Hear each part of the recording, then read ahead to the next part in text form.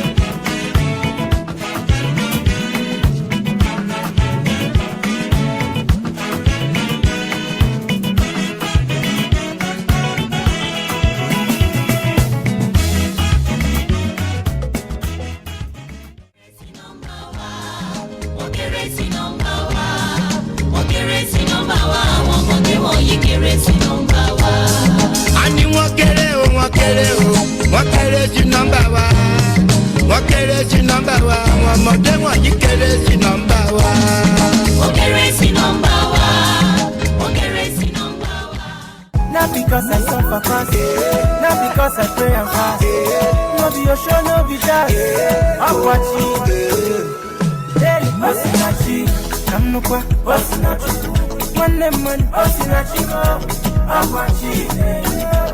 Daily Osinachi, Mama, Osinachi.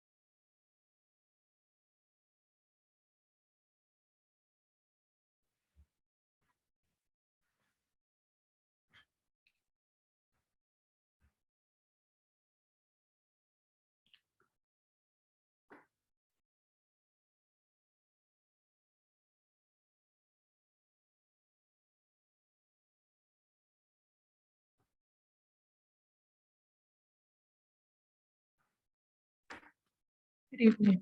Can you hear me, please?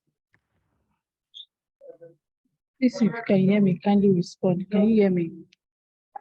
Yes, I can hear you. Thank you.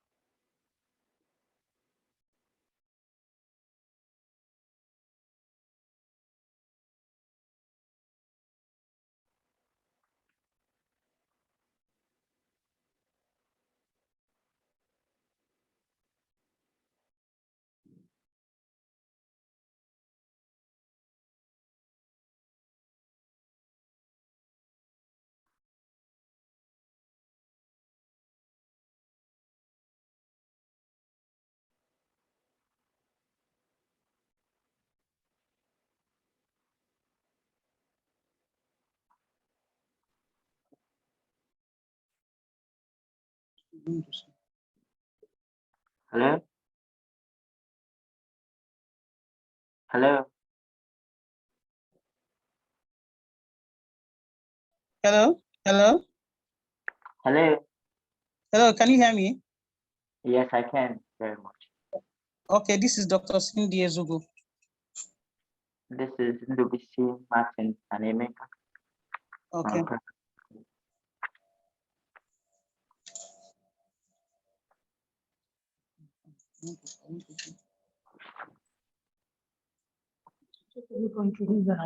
That is she artist. Eh? Yes.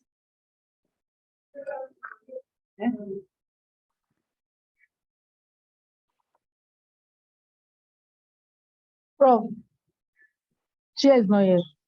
And we have just two of them here. Yes, sir. You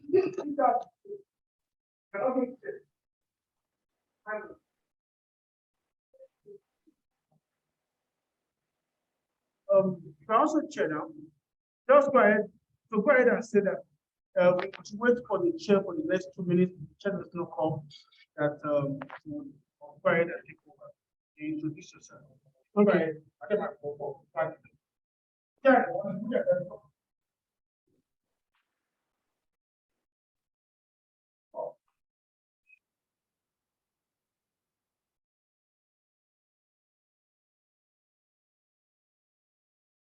Good evening, everyone. Good evening. My name Good is evening. Sayo. While we await the chair for about 2 minutes, can we please introduce ourselves? If the chair doesn't come in within 2 minutes, then I will take it up. Hope you don't mind. No problem. Yes, so can we please introduce ourselves?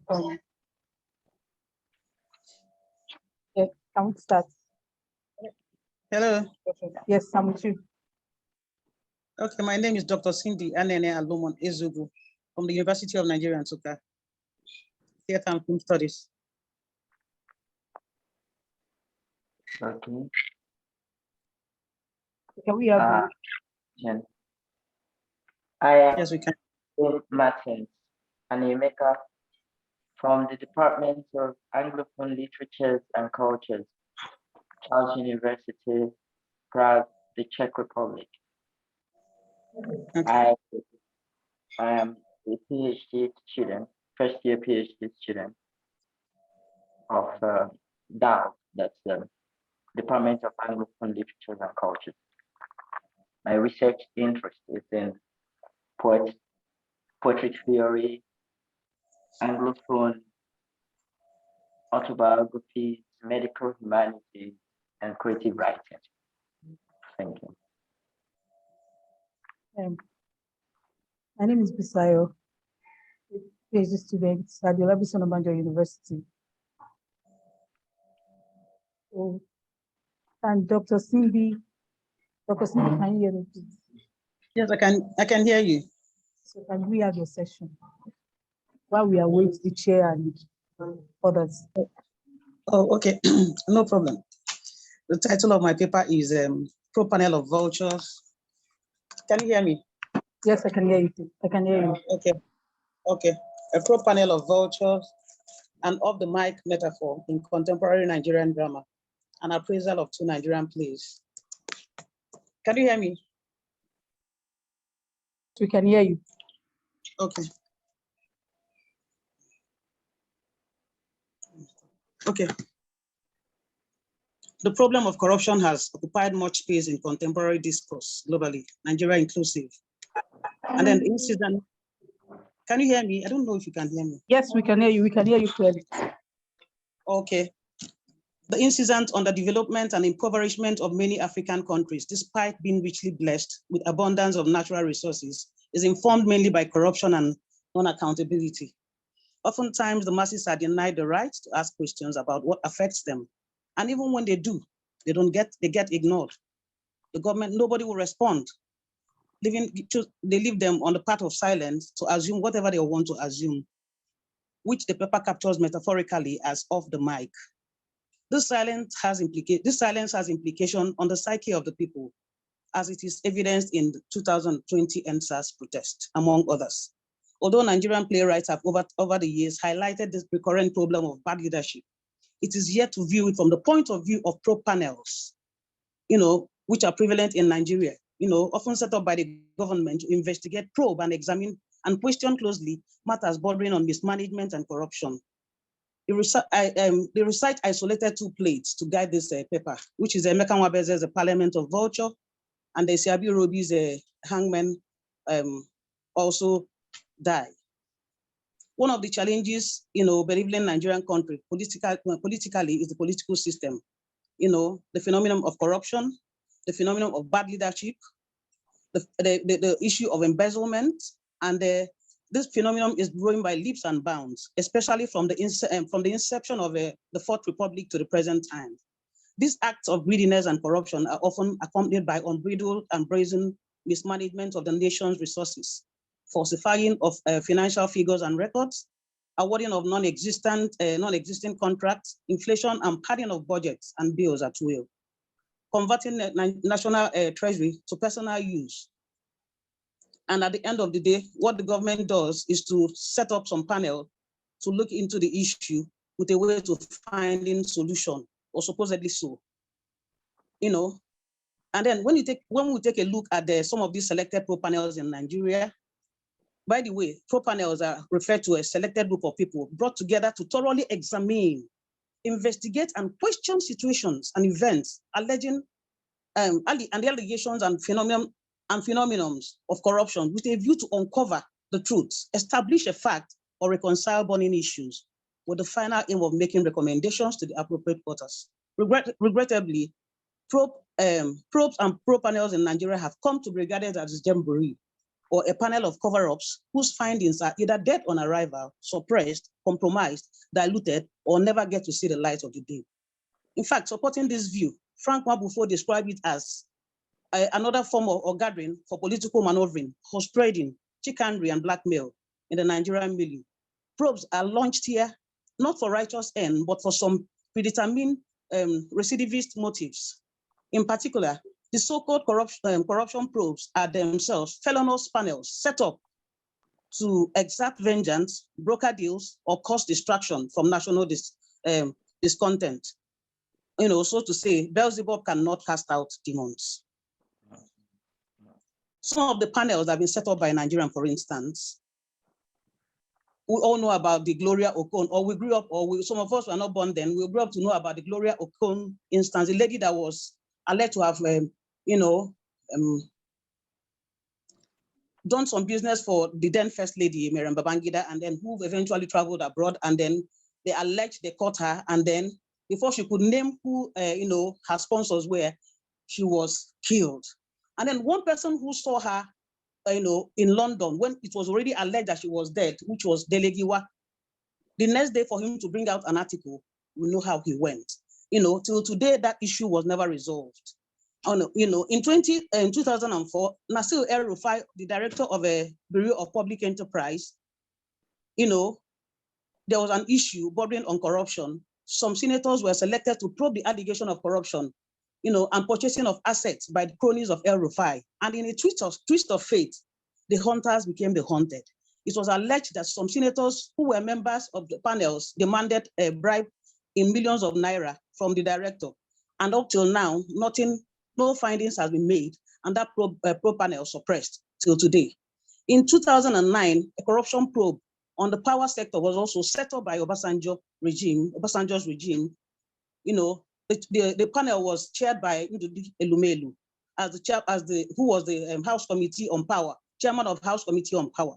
Midway into the panel, remember, Elumelu and some members of the panel were accused of allegedly collecting bribes and illegally padding the rural electrification budget to a whooping sum of 5.2 billion.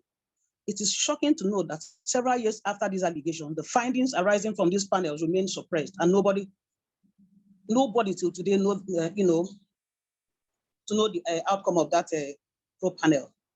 And as Nigeria was still recovering from the shock of the futile probe panel, they were treated by yet another probe, which Nwabufo describes as perhaps the grandest of all fiasco probes. That was the fuel subsidy probe involving Farouk Lawan, Mr. Integrity, in 2012. And as the chairman of the House Committee probing the fuel subsidy saga, Lawan was allegedly accused of requesting for mind-boggling sum of 3 million from the then oil from Femi Otodola of Zenon Oil. And then recently, in 2020, channels, television, and other news outlets, including the social media, were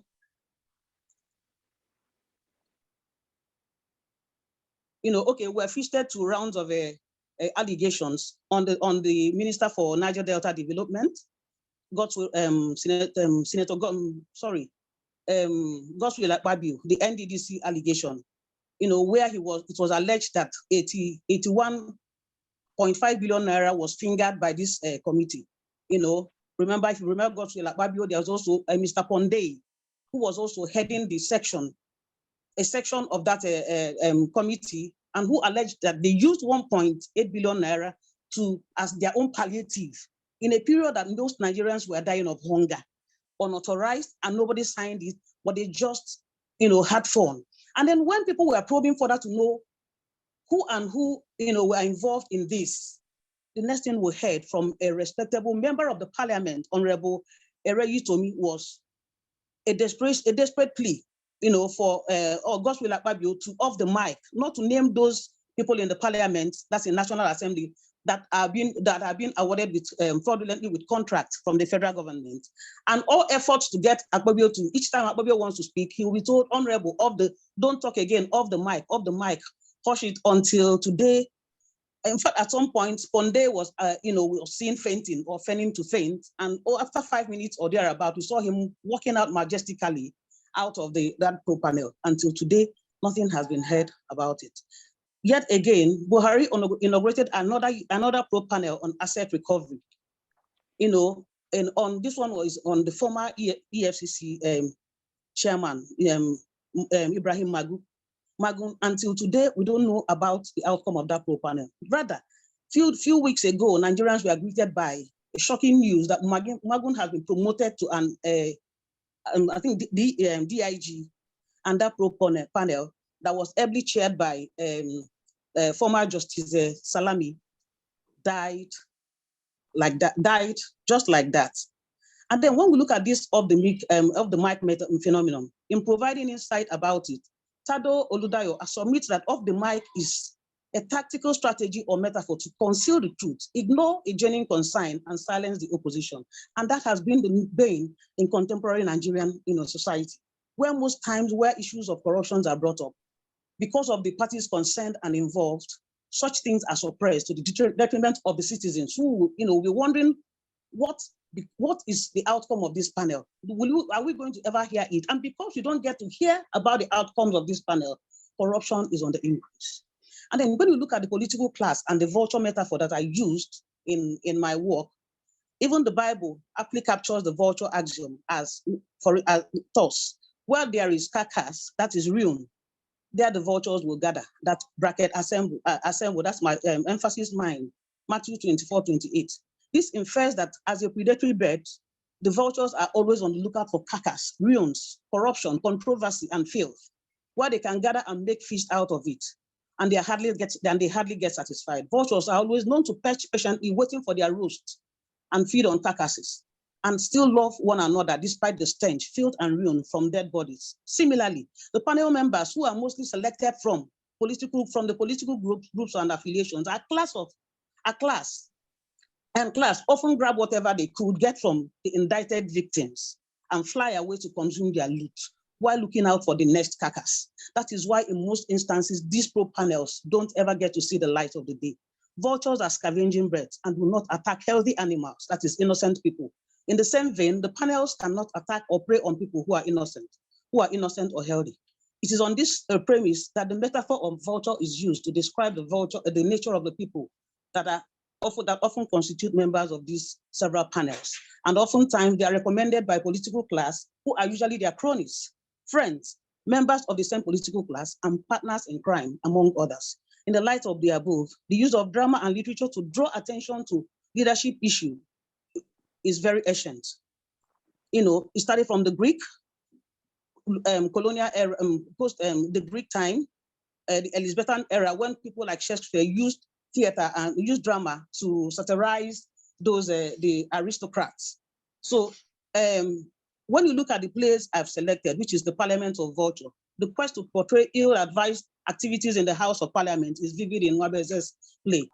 The play mirrors wolves in sheep's clothing and vultures who disguise themselves as honorable parliamentarians and who oftentimes, whose main stock in trade are varied, as it includes those who embezzle and mismanage funds budgeted for developmental projects.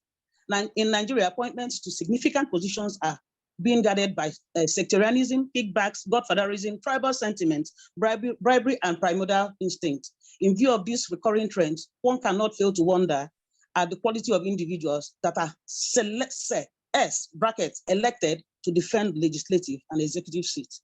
In the play, in order to ensure the secrecy and security of their corruption and their corrupt activities, the parliamentarians are made to take oath of office using fetish objects instead of the conventional religious books. And the swearing in goes thus. Anyone here who reports any member up to the journalist or who accuses one another of embezzlement or without going to the chairman, may this oath kill the person. In view of this mode of swearing, it becomes obvious to the people that the parliamentarians have resolved to up the mic for one another's atrocity in case of any financial crime or recklessness. Then finally, after several protests by people, the federal government often does nothing to address the issue of these pro panels. They do nothing to address the issues of these criminals, and that is why corruption is prevalent in Nigeria. In fact, I begin to wonder, is it when somebody steals little that the person can be caught? In Nigerian scenario, it is when it is in billions, probably, and after some people are settled, these so-called people in the elected parliamentarians take time to elect their members to be in this panel to cover up their crimes and their loot with a view to share these loot. At the end of the day, the loot and the borrowings and all these lootings and the depletion of the treasury through naked looting and reckless consumption, it is the common citizens who pay for it through hidden or increased taxes and levies, while being urged to tighten their belt anytime they attempt to complain. When the nation goes out borrowing, it is the ruling class and their associates who benefit from the money, while the ordinary citizens have to pay back through inflation. The paper recommends that going forward, there is a strong need for them to look at this, to re-examine these pro panels and the settings, with a view to getting it right. And then at the end of each pro panel, let the people get to see the outcome of these pro panels. If people who are looters are punished, just like in China, the person is killed or probably punished or jailed, I honestly believe that it will go a long way in curbing these practices in Nigeria. But when they are concealed, when they are covered, as if nothing happens, and they move to the next one, it continues to go. Nigeria, that used to be the giant of Africa presently, is grappling with how to survive as a result of these inglorious activities. There is no job, there is nothing is happening here because some people, some select few, has been looting this country, and until it is tackled, we'll continue to grapple with these problems. Thank you. Thank you very much, Dr. Sidney, for your time. Yeah, quick one. Can Oluwashola, please accept to move to the panelists? I sent you a request. Can you please accept? You came in via the attendee list. Can you please accept? Can you hear me, Oluwashola? Also, we can start dropping our question so the panelists can check and answer it when it's time for question and answers. Yeah, can we have you now, Martins? Okay. Would you enable share screen? Okay, it's enabled. I'd like to share my presentation.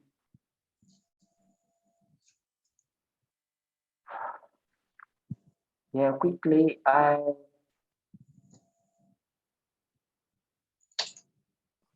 You can share your screen with us now.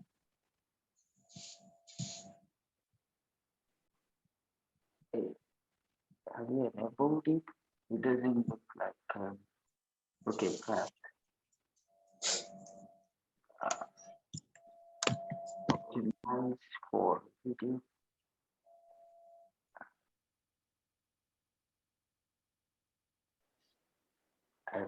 Okay.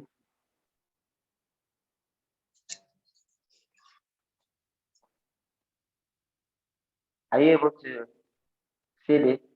Yes, we can see your screen. We can see your Can you screen. see that? Right. Yes, this presentation is part of my PhD research. I am trying to graft on some poetry collections the framework of the signifying chameleon. And We can barely hear you. Can you please speak louder? Okay. Thank you.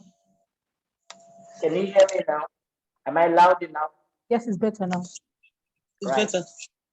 So one of my poets is Lee Oshundare, and his collections, Waiting Laughter, which was published in 1990, the second collection of poems that he published after Songs of the Marketplace. And the word is an egg. The choice, the rationale for the choice is partly because the collection demonstrates my framework that I suppose is signifying chameleon. And so we look at what is signifying chameleon. The background to this study uh, find out that signifying chameleon, we look at the context of this study, and you realize in the bullet points I have shown that it's a frame for poetry criticism, and that frame signifying chameleon.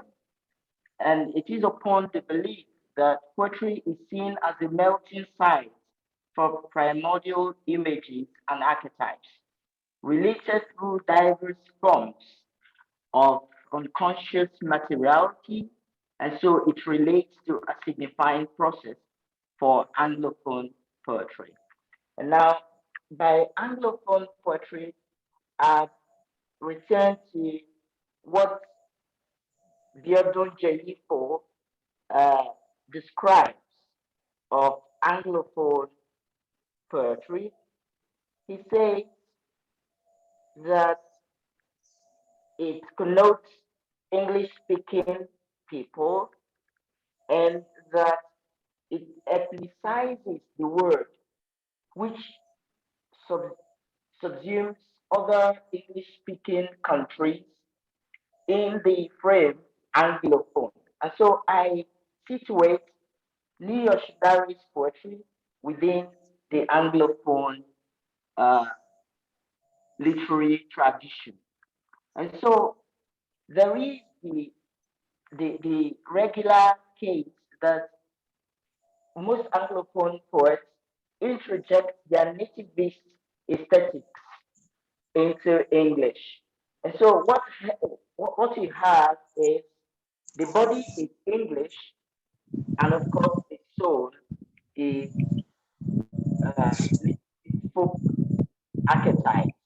And that is what we find in the mediation between the unconscious and the conscious current. So, next slide. So much suggests that New York's words than egg and waiting laughters are the persuasive titles that courier the poetic acquisition device and adopt, adopt frames of the unconscious, which is their most compound or hybrid sense, exemplify the concept of the signifying chameleon. And so you would realize that neo-Shidari's uh, collections here are very signifying. They point to such oral materiality. And that is why, for example, you think of the mystic resonance of the lexis, the morphological makeups of the titles. The word is an and as well as the waiting laughter. The word within the Yoruba cosmology is something really proverbialized here to indicate that whenever whenever any utterance is made, the effect feels like the breaking of an egg.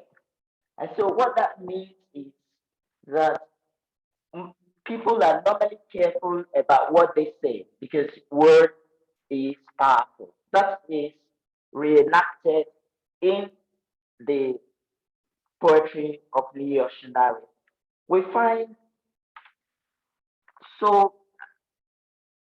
close relevance of this idea with what Anyoko says that some pens intoned to mountains and rock hills such as Orole and Olosuta rivers and seas like the Oshun River, the Nile and the Niger, plants and trees such as Iroko and Ogango.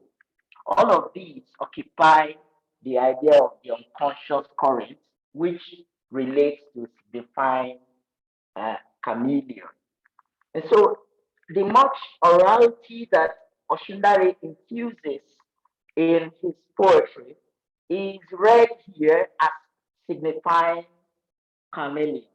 But of course, the transformation of these oral details, the oracular unconscious of Neo Oshundare with the Western stylistic patterns would very much uh, demonstrate what we call signifying chameleon because of the complexities of text hybridization of the nativist cultural unconscious of Leo Shinare and his stylistic heritage from Western exposure to poetic traditions uh, in Europe, Latin America, African America, and so on.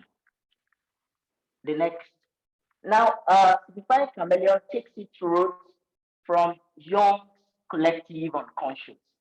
If you notice in this presentation, I've been talking about unconscious current and conscious current, and we think here of the intersections between the mind and the world of reality.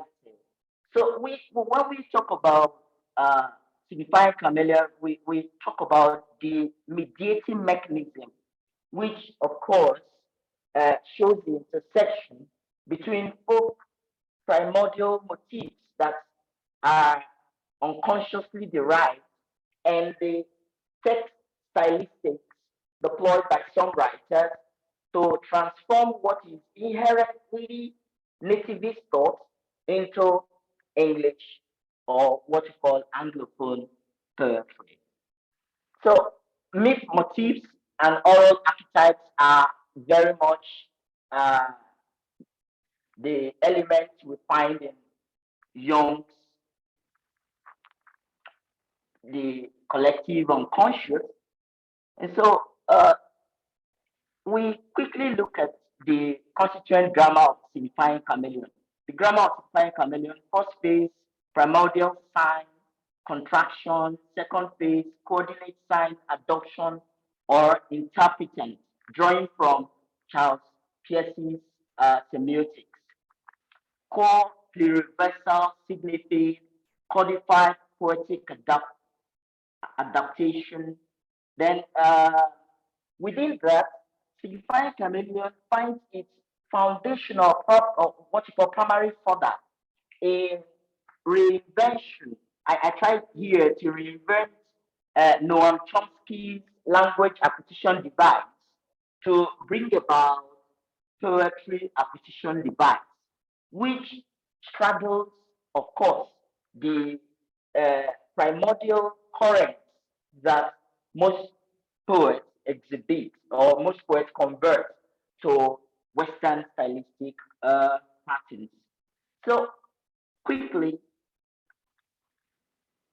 the connection between signifying chameleon and poetry has, has been established as sharing such interior and exterior poetics, which of course adduce the archetypes of the nativist uh, cultures in Anglophone literary tradition. So poetic texts that are related to Western uh, literary cultures.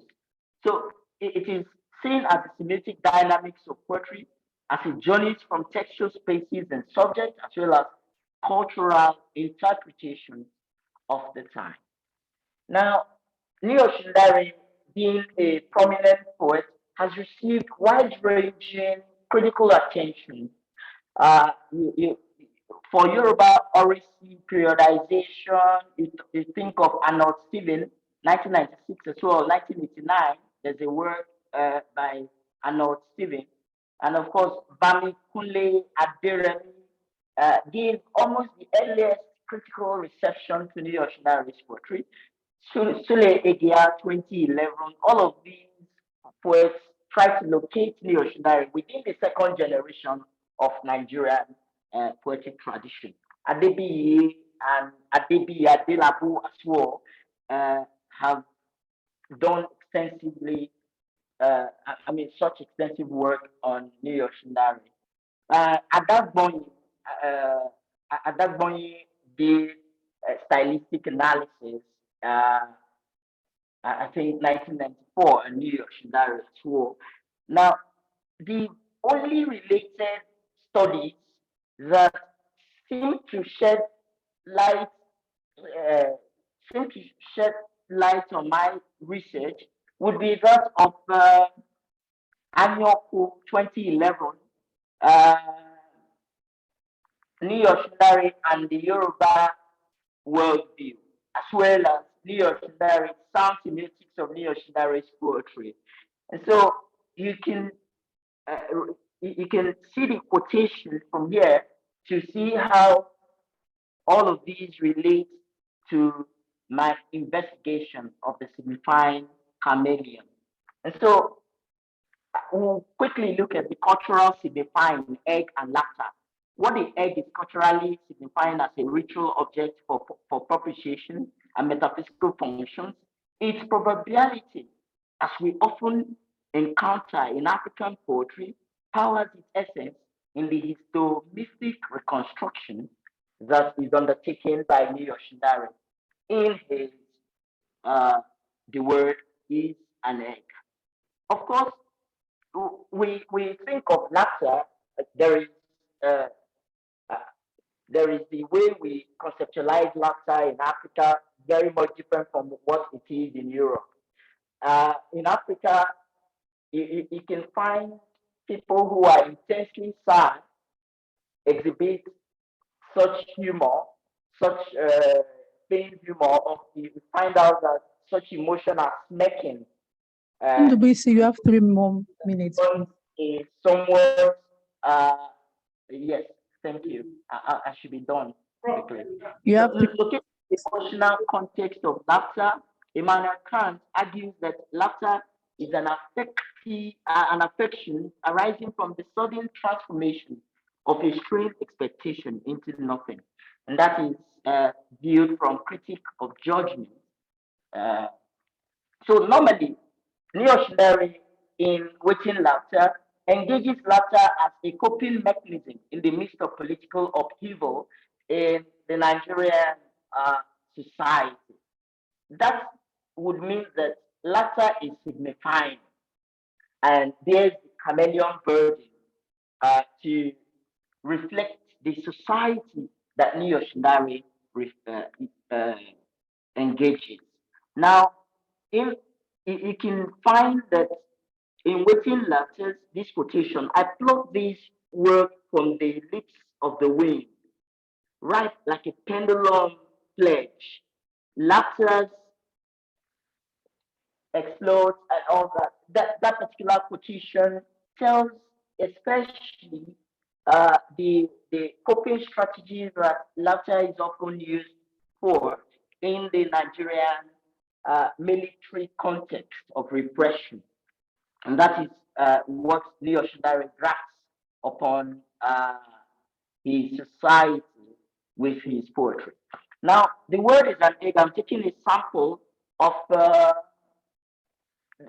the word is an egg, and you find basically the idea that the word breaks ungatheringly, very much linking to what I said earlier on the fact that we cannot utter something and do not expect the effects of it, to cause somewhat ripple, to cause ripples in the life of people. And so the refrain you find here, the first two lines would be the reinvention, or what you call the subversion of John verse 1, verse 1. In the beginning was not the word. In the word was the beginning. That's an instance of chiasmos used by Leo Shinari. And of course, that is the subversion of biblical wisdom. And so, what are the chameleon commonalities in Leo Shinari's portrait? Yoruba orality, motifs of egg, latter, they are reinvented. He uses primordial images of coordinate adoption and the reversal adoption. Uses themes, uses some of these chameleon motifs to examine the efficacy of the word. Text functions of subversion and resistance can also be seen in the two collections examined. Now, the two collections, no doubt, attest to the primordial activation of symbols and motifs of the word Latin, having mythic proverbial resonances, and also consciously adapted and adopted as a soul of his poetry, while using likely experimental text structure to communicate experiences of the people. Now, conclusion. Oshundare's affinity to mutant, unconscious poetization, I argue, would form the materiality of his poetry, waiting laughter, and the word is an egg. And that, of course, demonstrates their internal self-referencing as well as external processes useful in demonstrating the presence, of course, the frame of textual analysis that we see as signifying chameleon. You may just see the references there. This is my conclusion. Thank you for listening. Like I said, it is part of my PhD work, and I'd like such robust engagement with the work. I'll appreciate that. Thank you.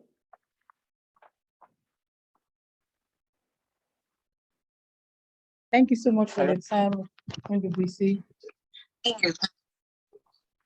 Yes, can we have Ezekiel Bolaji? You have 15 minutes. Okay, we have the chair now. Good afternoon. Good evening. Yeah, I'm so sorry. I was on transit. That's why I'm joining late. Okay. So we've had two presenters, Okay. Tia and NWC. So we are left with Ezekiel Bolaji. Okay. So can we continue from there? Yes. All right. I will look for you now to take over. Please, No, I want think, my audio. I think it's fine. Just go ahead. I'm with you. Okay, thank you. I'm muted, so I'm using my phone. So I'm using my phone. We can actually hear you.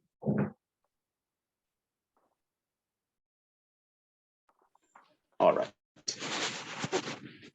Good evening. Good evening. Good evening. My topic with my colleague is what is in a name? Sociolinguistics of name calling among couples. Sociolinguistics of name calling among couples. Marriage is one of the most studied among human basic institutions. And so it is the basic unit of family, society, and human existence. And the truth is, if families are strong, society will be strong. Whereas if families are weak, society will also be weak. what draws us to family is the issue of naming and name calling.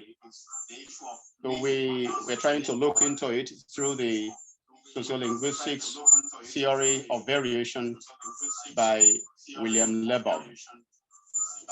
Only one question was asked all the respondents, 104 of them. So we have, what name do you call your husband when happy? And which do you use when displeased? So that was the question that was asked. Actually, the issue of name is so important to the Africans. But that is not the same thing we have in the West. For instance, William Shakespeare in his book Romeo and Juliet said, what is the name? That which we call a rose by any other word will smell as sweet. So to Shakespeare, any name can be used for anything. But that is not the same thing with Africans. Harrison, 2008, page 326 says this: Africans value names and give them the purposeful function to individualize and distinguish people from others. And Mfande, 2006, page 104, also says, among many African cultures, a name tells a lot about the individual.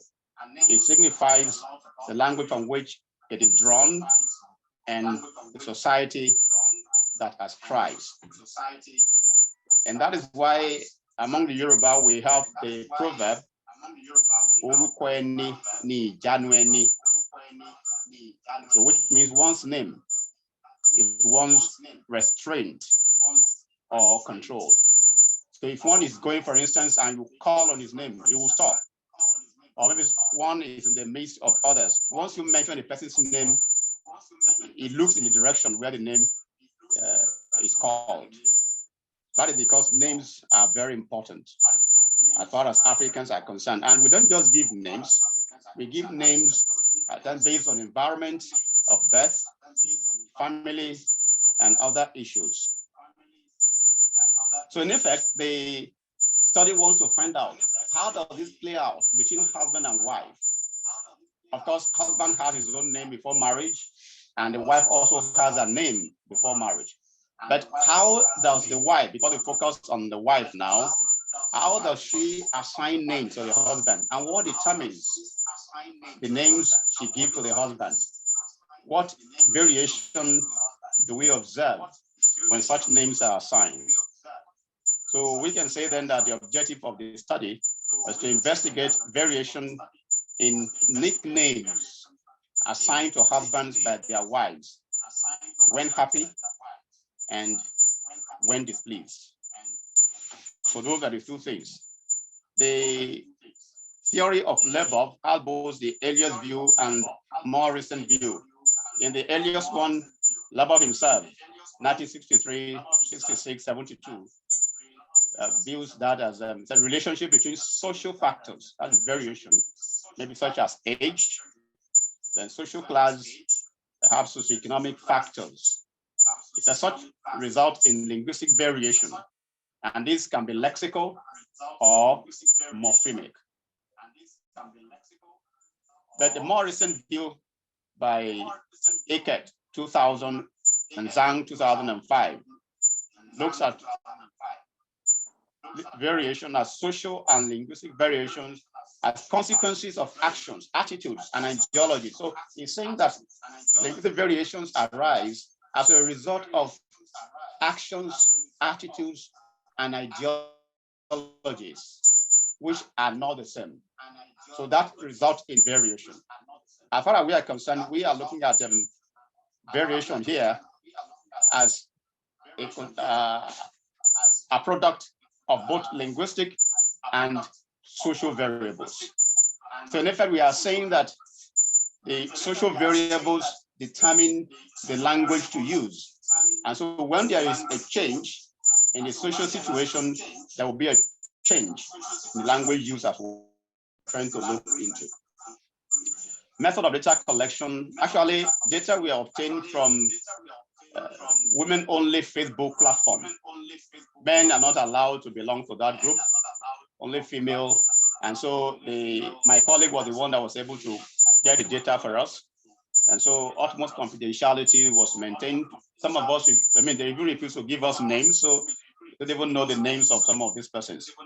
But we're able to have 104 responses of 3 participants, and this formed the data for the study. We also found out that the participants belong to 2 languages, Yoruba and Igbo, but most of them are Yoruba, so we have more of Yoruba data than Igbo. That's what we observed. We also noticed that both language groups could speak English and Pidgin. So that is an indication of bilingualism as far as the data is concerned. Now, our analysis and finding. One of the things we discovered was a great deal of code switching, that is language alternations. We observed that names, the local name and English names are joined together. So for example, we have Dad, Toluwani. So Dad is English, Toluwani is Yoruba, or Papa Praise. Papa is African, Praise is English, as used by these respondents. So we observe that. But these are just minor ones. Other things we observe are these forms of pet names. We classify them into the following. One, we have single lexical items, such as Oga, babe, or baby. So we have that, and we observe this cut across both language groups, whether Igbo or Yoruba. We have them use Oga, babe, and baby. Now, what determines how the name is used? Well, we observe that when they are mildly angry, the first vowel in Oga is dried and copied to read Oga. So we have a duplication there. That same vowel now, all that the first vowel repeating itself in 3 places, according to what they wrote and sent to us. At times, the peak, that is the vowel in babe, may also be lengthened to show that they are surprised or they are angry. So they can say babe. Of course, we know that the diphthong we have there is not as long as that, but because of the context of use, we have the diphthong extended beyond its normal length. When they are, however,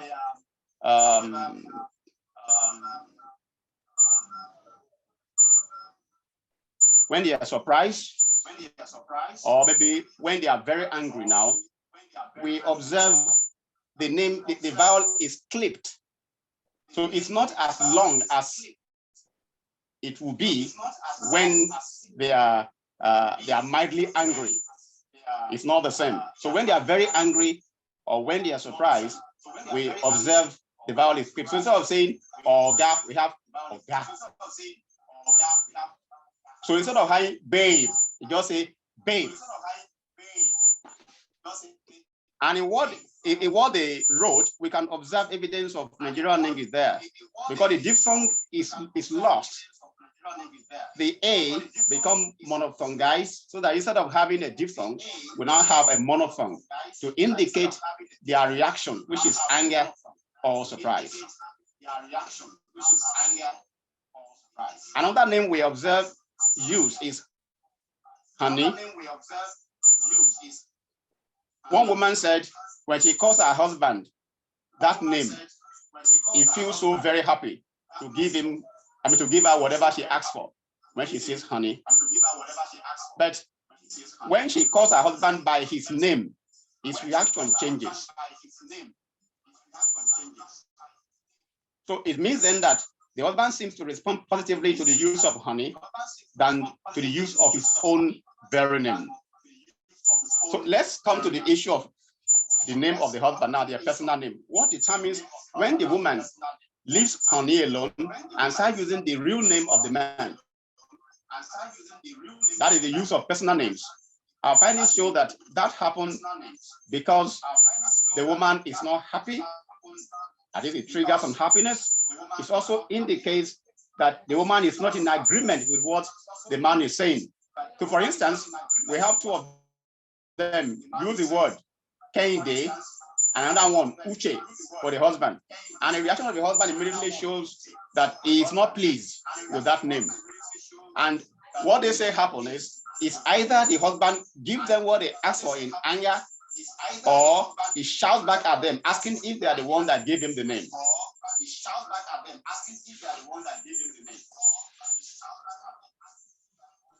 At times, other names that are used, we have names such as daddy. When that name daddy is used, the women said it signifies a lot. One of the things that they use daddy for is maybe the person is a religious leader in their home. They use that for the person. And at times, if they feel the person is older than they are, they also use daddy.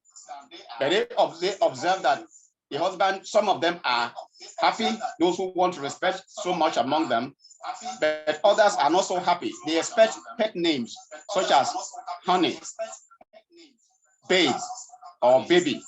They expect those ones instead of using daddy that we mentioned. Then another thing that we observe was that at times women will not use names at all. There will be non-verbal reactions in the home. This can be silence at times. So when the husband is calling, the husband will expect the woman to say, "Welcome, darling," or to use honey, or to use sweetie, or any of such pet names. The woman becomes silent. When she is silent, some messages were sent to the man. So they said that tactics, when they use it at times, it makes the man to give them what he didn't want to give before. So, and what they do, according to them, is something goes along with the name. So what they do now is either they just go and do their hair, or they dress in a way that will kill the man. But they will not talk to him. His food will be ready. They will serve him his food, but there will be no pet name. So the man would enjoy the meal. What he would do instead is to react to what they want and then give them what they want. That's some of the strategies they use. Some say that at times, when they want to show to their husband that they also are women, that they have a voice, then the Yoruba says they have two names they can call the man to tell him that he is not the only one who has authority in the family. So, for example, they can use the word alaye. So when they use alaye for the man knows there is trouble. So it's either he shouts back and say, "What do you mean by that?" Or he finds a way to leave because he knows there's problem coming. Or they can call him Ogbeniwa. So when they use the word Ogbeni for him, it also indicates that the woman is not favorably disposed to whatever the man has said or whatever the man wants to do. So for that reason, there is a change of attitude from the man, either negative or positive. At times, if they are very close, depending on the relationship between them, they said at times they can call their husband my brother. Especially so if this one's, the age between them is not so different. You don't have so much difference in the age that is between the husband and the wife. Maybe they are age mates, or there's not so much difference in their age. So the woman can say my brother. Especially maybe when they are discussing and they have become so engrossed in their discussion that the woman can say my brother and either tap the man, and both will laugh. They said such things happen at times when they are discussing issues relating to Nigerian politics or things having to do with skyrocketing economic situation in the country. Then we have other names used by women if they want to get things from their husband. They mentioned that before such names are used, they try to prepare the meal the man will likes the best. So they prepare the meal before he comes, make sure the room is neat, everything is put in place. And then after when the man is getting home, they can take his bag and then remove the suit and other things, set the table for him to eat. Then they start using such expressions in Yoruba now. They have Olami is my wealth, Ayomi, my joy, Ademi, my crown. And the Igbo, the only one we are able to get is Nkem, that is my own. So they use such expressions when they want to get something of value from the husband, and the husband is playing smart. So they have a name of using such a pet name on him to make him give them what. So in conclusion, we discover that pet names used by women for their husbands can bring either positive results or negative results, depending on the type they have chosen. It can make them get what they want from the man, or it can boom. We recall that the names are not just given, but some other socio-cultural factors go along with it, either dressing, food, or some other things that indicate the role the woman plays in the home. So when they do that, they get what they want. The level of sociolinguistic backgrounds of a couple then is revealed by the type or form of pet names used in such a home. So apart from their lexicosemantic relevance that we explained, the names also have phonological and morphonemic implications, just as we have said. So what are the recommendations we have? About work, simply look at monogamous family, because all the families that we investigated were so only monogamous family were investigated. So we are recommending that why not also investigate polygamous family to see if we have up to 2-3 wives, do we have a difference in the way the 2 wives use pet names for the husband? Which one usually gets more from the husband and which one usually gets more negative reaction from the husband? And when it comes to the male, do they also use pet names for their wives? If so, what are the reactions? And at what time are such pet names used? What did they get? Is it positive result or negative? So such area also can be investigated, and we also recommend that pet names for children also could be investigated. Thank you. Thank you very much, Mr. Ezekiel, for that wonderful presentation. We just had a talk on sociolinguistics of name calling between couples. I was wondering why we don't have the pet names that husbands call their wives. Maybe a readjustment of the topic might streamline the focus of this work. But it's quite an interesting one. I hope that we all have taken 1 or 2 things away from there. Would hold on a bit, or if we have questions for them to enrich the work, can we have some suggestions or questions for them?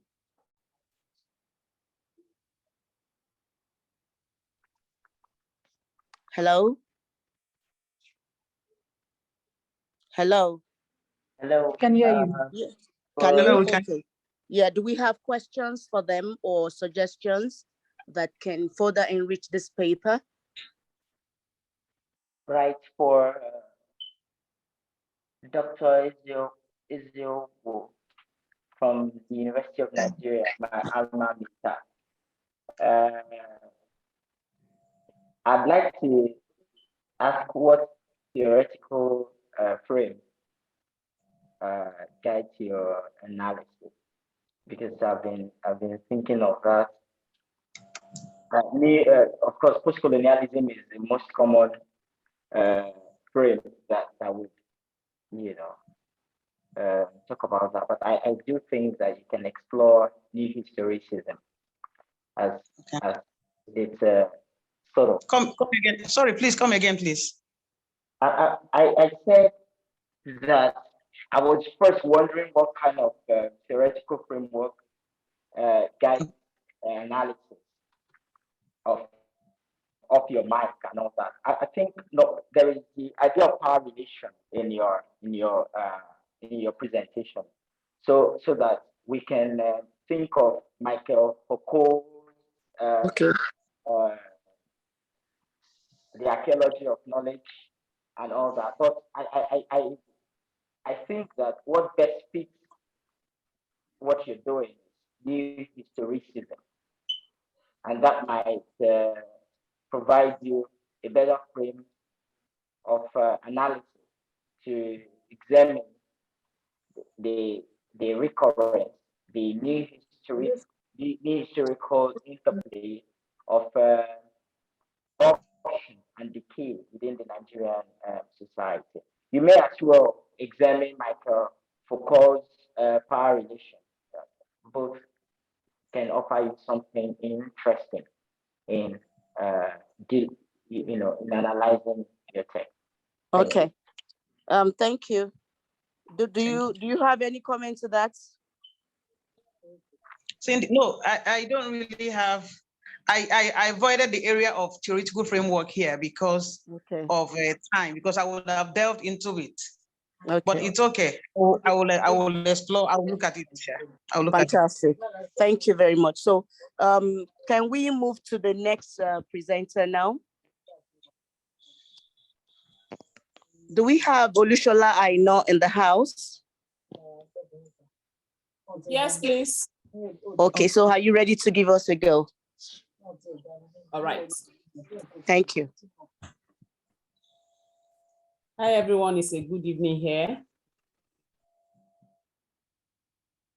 Good evening. We can hear you. Please go ahead. Yes, I'm trying to share my screen.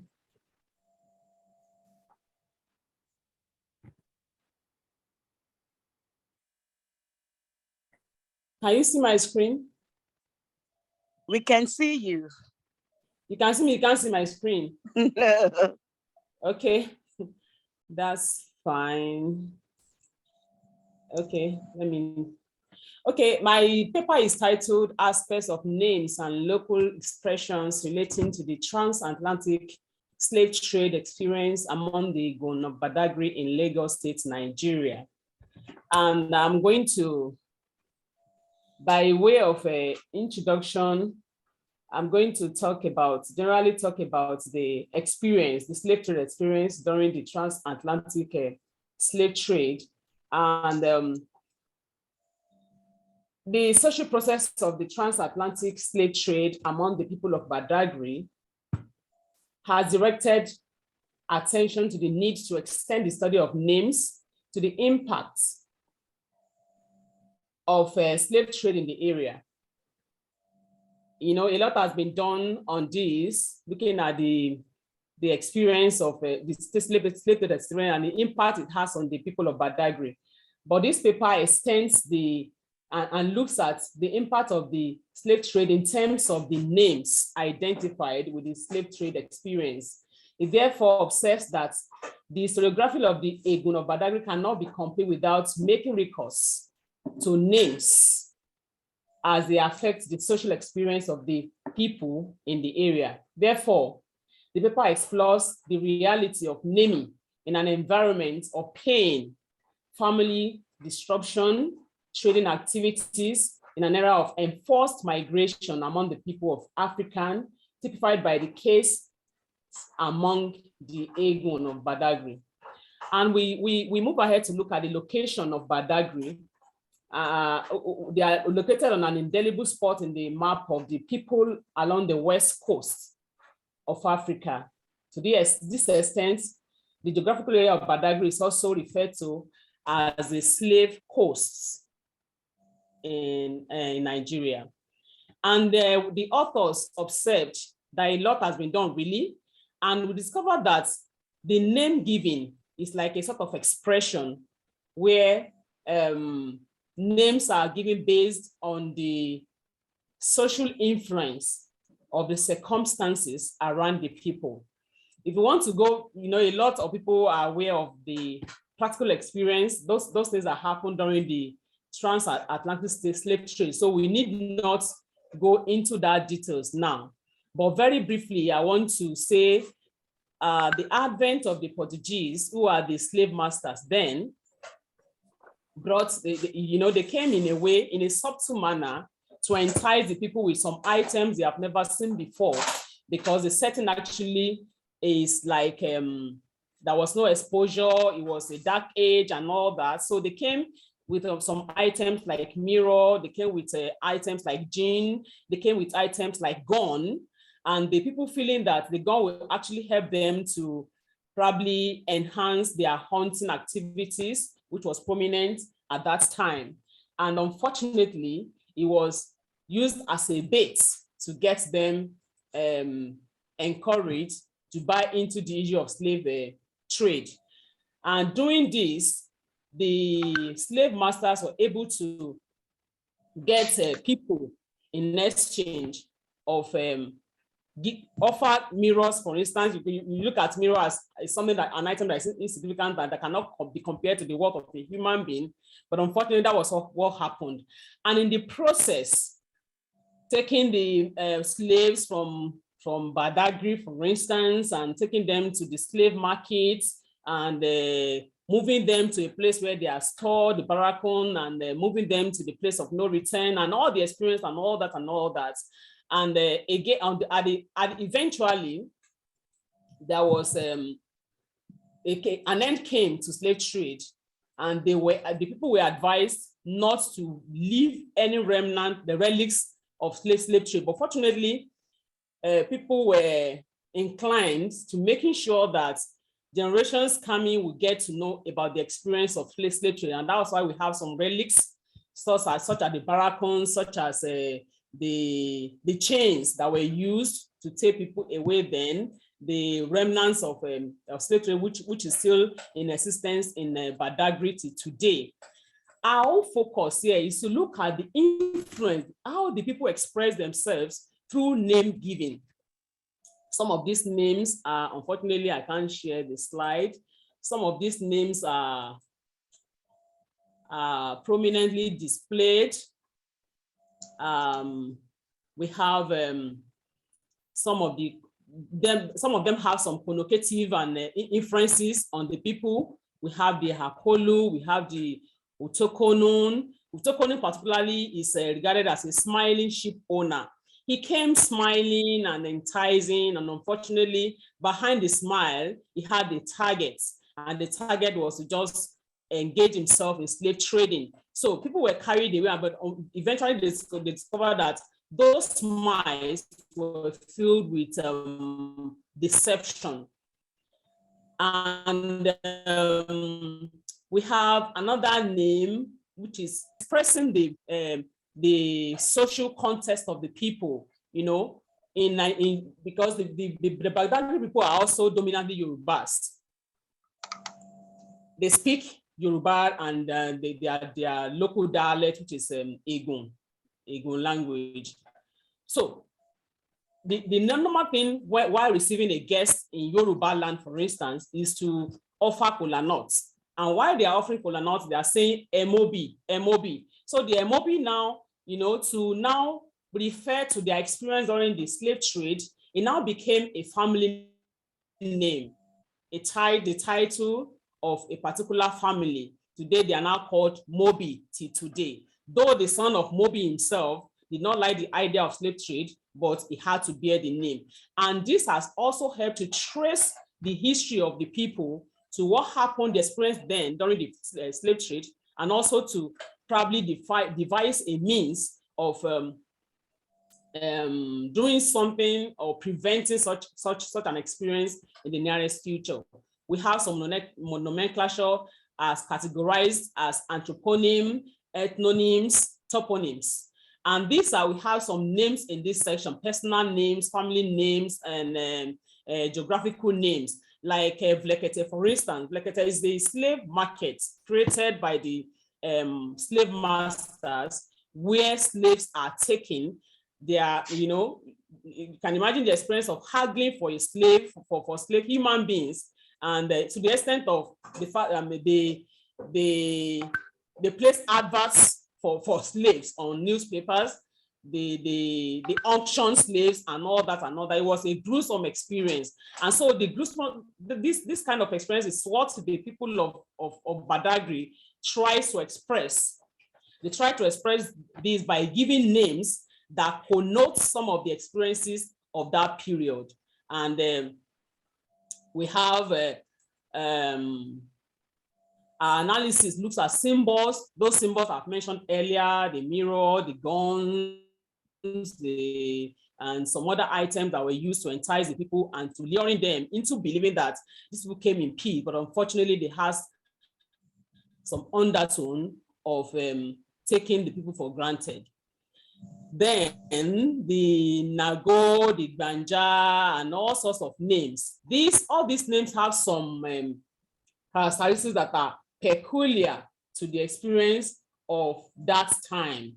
They actually depict what went wrong, how it went wrong, how they were able to sail through, and the unfortunate experience of that time. The returnee slaves also were given some peculiar names, like and even those ones like the Yorubas, the Yorubas of that time that served as slaves in Badagry. I mean, in Brazil, for instance, they are called Nigo, which means Negroes. And one of the unfortunate things is that these days you see people, when they call you a Negro or a nigger, you are happy because you feel it's just a common name that's used to identify the blacks. But unfortunately, it's still relating to the experience of the transatlantic slave trade period.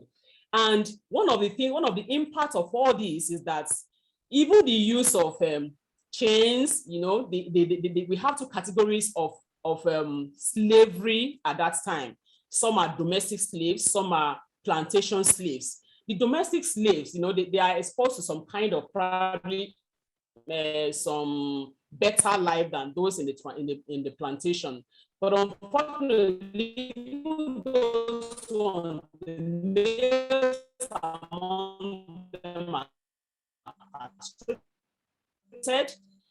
to prevent work within the domestic area. And the females, they make sure that a female black is impregnated, so that when that the female white gives birth and the female black give birth, what they do is it's either they kill the baby of the black slave, or they send the baby to the plantation and leave the mother to remain as domestic slave, taking care of the baby delivered by the white woman. And why did they do this? Because they wanted to prevent the breast of their wives, of the white women, from sagging. So it is the black, I think that's where we got the idea of exclusive breastfeeding from, where you breastfeed a child for 6 months, which is not practicable these days. You'll be wondering how the white people were able to make it. This is where it started from. And all these experiences on and on and on like that, they depict, and the names, in a bit to express what happened at that time, the Badagry people give names. They just give names. Like a particular one also, one of the slave masters came, and because of the way he walked, probably his gait, the sound that they hear from when he walks, the cha cha cha cha cha, they got a name from that as well. So all these things, all these social perspectives, social influences, they create names, and today it becomes a point of reference to the experience of the people at that time, to know that this is what they went through, this is how it went, and this is how they were able to tell their stories even without really going to the release story. So the names, once you hear the names, even in Badagry today, once they hear the names, they know what it means. So generations coming can be told orally, you know, and thank God for research. These things are documented, one can read and one can expand, because all this while, the research that has gone on around transatlantic trade has just looked at, has been looking at the history aspect of it. But looking at the names now, how the names, those circumstantial names, has been able to preserve the history of the people till today, and forever it will remain like that, because those names have become family names, market names, personal names, title names, and all that and all that.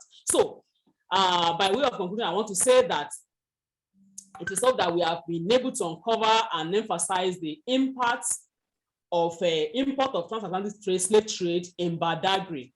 And part of the significance of this study is that not only the iconic places of the past, like the barracoons and attenuation well, you know, that was part of the experience. The barracoons, they have a way of keeping the slaves, 40 of them in one barracoon. So choked and so, you know, so uncomfortable. They still keep them there because they move them, and as they move them, they get to the attenuation well, where they take something like an oath, they chant some things, and you know, even when they are drinking from a particular basin that is put for them to drink from, that the edges of that basin is so sharp that they put their neck, they get wounded, but blood drops into the water, and they still drink like that because they never had an option. So they move them, and on the ship, the ships are overloaded because the slaves were so cheap that they get and they keep loading them.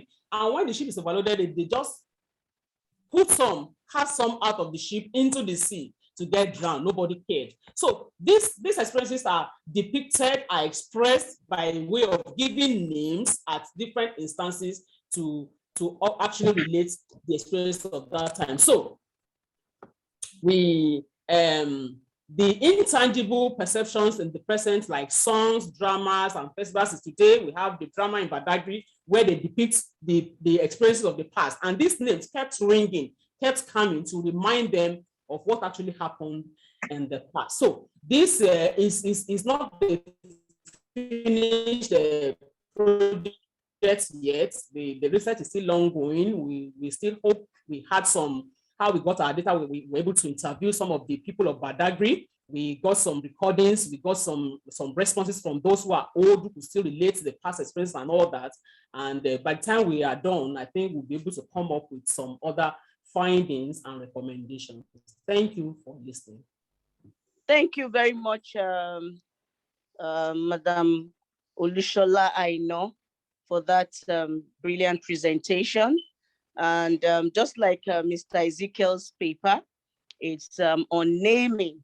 And the import of this is that naming in Badagry is tied to the history, the transatlantic trade in Badagry.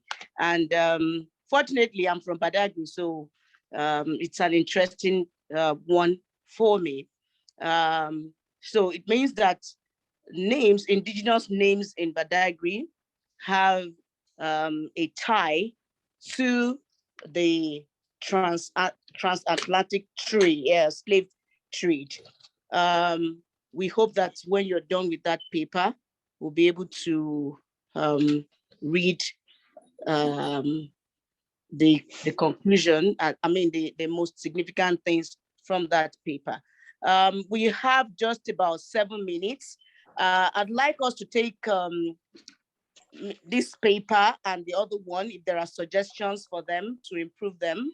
I'd like us to take the two together with the hope that we don't have any more presentation.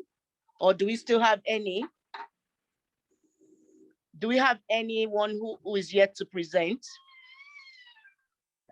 Okay, so if we don't have, can we just put the two papers together, make our comments, suggestions in order to enrich this paper? This panel should end at 9. Suggestions, comments about the papers, that of Mr. Ezekiel and this one by Mrs. Olushola, you know. Can we please Even, check the question and answer session? even mine has not been interrogated. Sorry? Even my presentation has not received any. Oh, I'm sorry. I am sorry about that. You know, I came in a bit late. Yeah. So maybe I would allow the chair of that panel while you presented to take over that. Okay, maybe we just take the two first. Let's take Ezekiel's and Olushola Ino's first. Then I'll hand over to the chair who was in charge of your presentation to lead us in that session.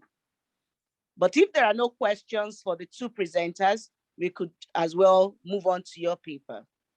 Yeah, we have questions at the Q&A session.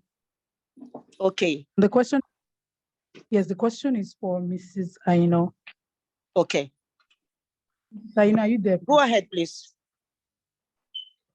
I'm with you, please. Please, you have a question in the Q&A. Can you check and? Oh, okay. Let me check. Thank you.